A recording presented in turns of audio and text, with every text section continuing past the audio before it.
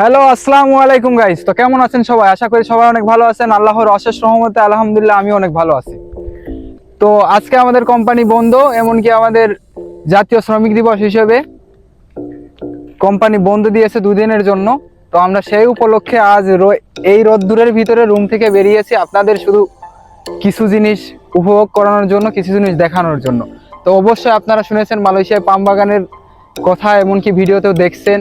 আপনাদের সেই জিনিসটা আমরা একটু ছোটখাটো বিষয় আমরা একটু বিশ্লেষণ করে আপনাদের দেখাবো। পাম বাগানে কিভাবে ফল ধরে, কিভাবে ফল হয়, এমনকি আমরা আপনাদের বাগানের ভিতরেই যাব। আমার পিছনে এই দেখতে পারতেছেন বাগান আছে, আমরা এখন যাইতেছি।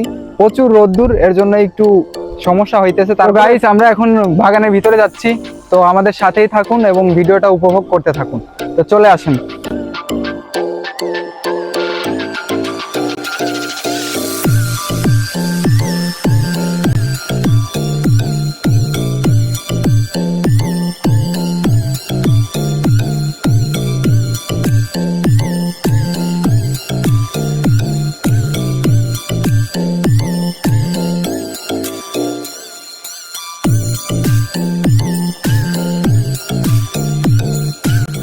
তো গাইস দেখতেই পাচ্ছেন আমরা বাগানের ভিতর চলে আসছি।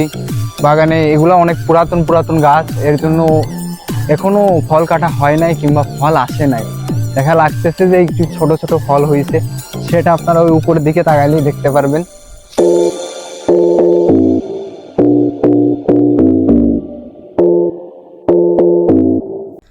তো গাইস আপনারা দেখতে পাচ্ছেন আমরা চলে আসছি। আমি একা আসি নাই, আমার সাথে আছে আমার মামা রমজান, এমনকি আমার কাকাতো ভাই আলী হাসান আছে। যেহেতু ঘন জঙ্গল আপনারা দেখতেই পারতেছেন, আশেপাশে কোনো লোকজন নাই, এর জন্য আমি নিয়ে আসছি ওদের সাথে। এমনকি ওরাই আমাকে নিয়ে আসছে যে চলো আমরা যাই একটু পাম বাগান ঘুরে আসি।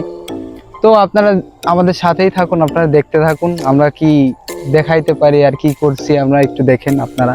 যেহেতু এখানে আপাতত মতো ফল বড় হয় নাই কিংবা গাছও অনেক পুরাতন হয়ে গেছে, এর জন্য কি লোক নাই, কিন্তু আমরা দেখতে পারছিলাম যে কিছু পুরাতন ডাগও আছে, মানে এক কথায় যেগুলো শুকাই গেছে, এগুলা এরা নেয় না, এগুলো এরা এখানেই রাখা দেয় যাতে পয়সা যায়, পয়সা গেলে আর কি সারের কাজে লাগে।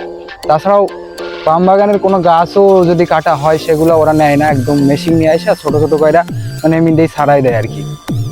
তো গাইস এই বাগান অনেক পুরাতন, এখানে গাছও অনেক পুরাতন হয়ে গেছে, গাছে ফল নাই।